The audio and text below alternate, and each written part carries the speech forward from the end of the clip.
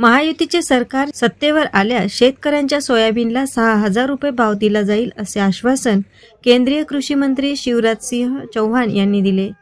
चौहान हे Dhamangaon railway विधानसभा मतदारसंघातील महायुतीचे उमेदवार प्रताप अडसड यांच्या प्रचार सभेत बोलत होते। बहिणीचे जीवनमान उंचावण्यासाठी महायुती सरकारने लाडकी बहीण योजना आणली असे सांगून महाराष्ट्राच्या विकासासाठी महायुतीचे सरकार सत्तेवर आणा असे आवाहन त्यांनी केले। यावेळी त्यांनी कांग्रेस आणि राहुल गांधी यांच्यावर प्रखर टीका केली। एक दिन भी घर से बाहर नहीं निकले, जनता को अपने हाल पे छोड़ दिया।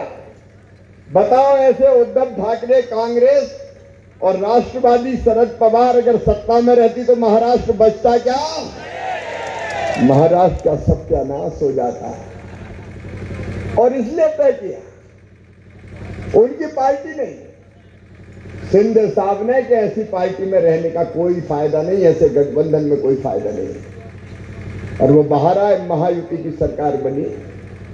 और केवल महायुति की सरकार नहीं बनी, सरकार ने महाराष्ट्र को बना दिया, विकास की एक नई गंगा बहा दी। नरेंद्र मोदी जी के नेतृत्व में एक वैभवशाली, गौरवशाली, संपन्न, समृद्ध और शक्तिशाली भारत का निर्माण हो रहा है।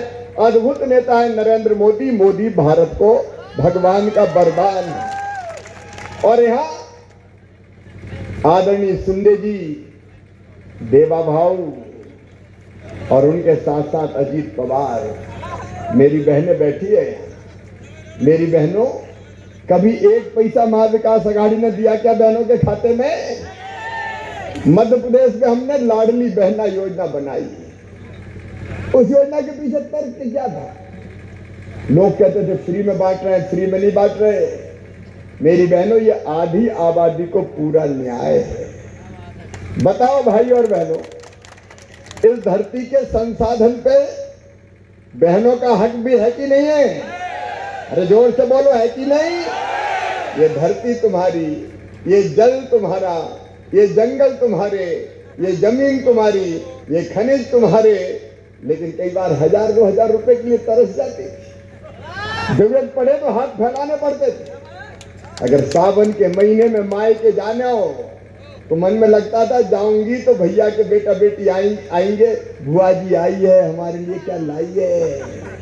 और पैसा पास नहीं होते थे तो मन में तकलीफ होती थी। कई बार पतिदेव से मांगते थे तो वो भी कह देते थे जब देखो मांगती रहती है, नहीं है मेरे पास, तो उदास होकर बैठ जाती थी। मेरी बहनों, इस दर्द को हमने समझा। मेरे लिए बहनें देवी का साक्षात स्वरूप है।